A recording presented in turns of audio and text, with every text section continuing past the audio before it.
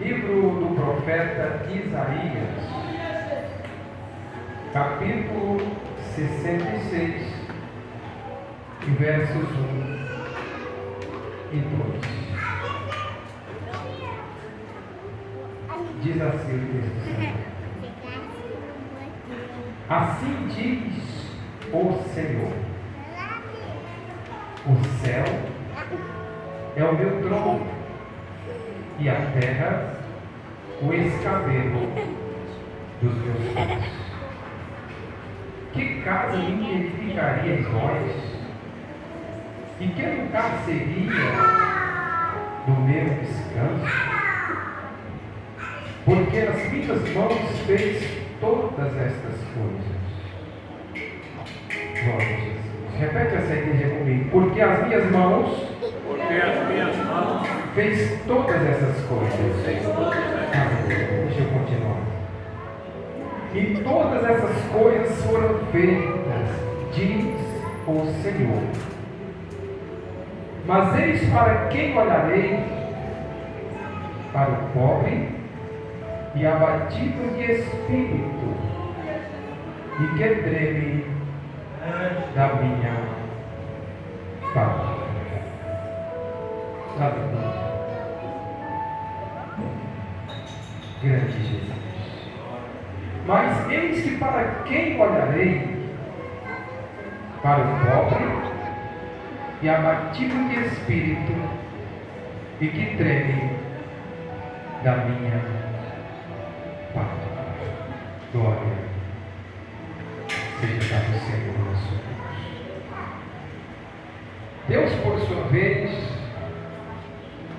Ele toma os lábios do profeta Isaías. Aí, encerrando seu ministério por volta de 680 antes de Cristo. 1680, desculpa, antes de Cristo. E nós observamos que o período que Isaías viveu foi um período em que os reinos, o da Síria principalmente, ele veio a expandir-se e veio a sufocar a Israel, o reino do norte, e ameaçar o reino do sul. E o povo olhava nosso nobre obreiro lá na porta, naquele grande templo, e eles diziam: o templo do Senhor, como em Jeremias, templo do Senhor.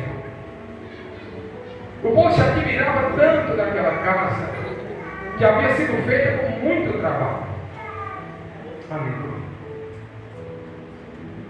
E nós observamos aqui que a preocupação do homem é sempre fazer algo para Deus.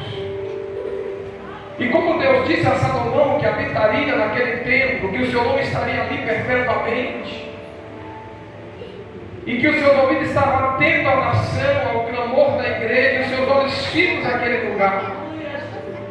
Então, certamente sendo um lugar de habitação da presença, mas não um lugar como glória a Jesus. Então, o templo sendo um lugar onde a presença ela estaria, mas olha como era com o trono de Deus. Obrigado. E nós observamos aqui que Deus, ele olha e ele vê que o coração daquele povo estava muito voltado para aquele lugar, e achando que aquilo seria uma espécie de trono, de lugar de adoração. Aí Deus, ele abre os lábios do profeta, enche ele com o Espírito Santo e começa a proclamar aqui no último dos capítulos. Aleluia. Antes que o seu ministério fosse encerrado, ele veio a proferir essas palavras para que a igreja venha entender e saber para quem Deus olha e quem é o Criador de todas as coisas.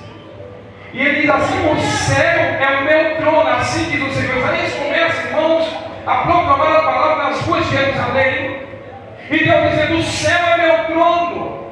Ele diz: a terra abriu os cabelos dos meus pés. Aleluia. E ele começa a questionar e diz: que casa me edificareis vós, para que eu habitasse? Que em outras palavras dizer, que lugar seria suficiente para suportar a minha glória, nobre obreiro? Deus falava dizer, que lugar seria, qual espaço seria suficiente, o espaço físico, para que a minha glória pudesse estar naquele lugar? Que lugar seria esse? Ele estava dizendo: que casa me edificareis vós, para que o meu nome, para que a minha presença estivesse ali, para ser o meu trono? Aí ele diz: olha o céu, olha para o céu. Quando você olha, você não tem limite de visão dos céus. O céu seria infinito, para onde você olha tem espaço, a sua visão, ela vai no último, você continua vendo. Ele diz: olha, o céu é o meu trono. Ele está dizendo, isso aqui para mim, igreja, é como se fosse nada, mas aleluia, está dizendo, a minha presença, ela abrange não apenas o tempo, mas ela abrange o céu inteiro. Ele diz: o céu é meu trono e a terra abriu os cabelos dos meus pés. Oh, glória a Jesus. Aleluia. E quando ele diz essas palavras, ele diz: as minhas mãos fizeram todas essas coisas. Por mais intelectual e sábio que você seja,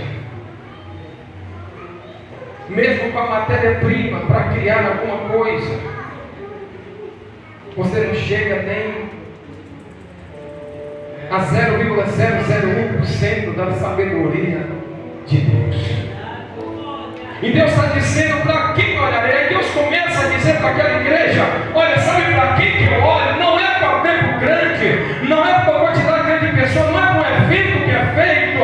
Ele disse: eu não olho, é para quem tem talento. Ele sabe para quem eu olho? É para pessoas que são contidas de coração quebrantado, pessoas que se humilham na minha presença, pessoas que são pobres, que são necessitadas da presença de Deus. Oh, glória. Ele disse: sabe para quem mais? Para aqueles que têm temor de mim. Ele disse: para aqueles que temem da minha palavra, aqueles que temem, aqueles que têm temor de Deus. E o temor de Deus não pode sair da nossa vida em hipótese nenhuma. Ainda que muitas congregações mudem os seus rituais, os seus ritmos, os seus modos de vida, a igreja de Deus tem que permanecer temendo ao Senhor. Ele disse: eu olho para aqueles que temem da minha palavra. Amém? Que Deus em Cristo abençoe a todos.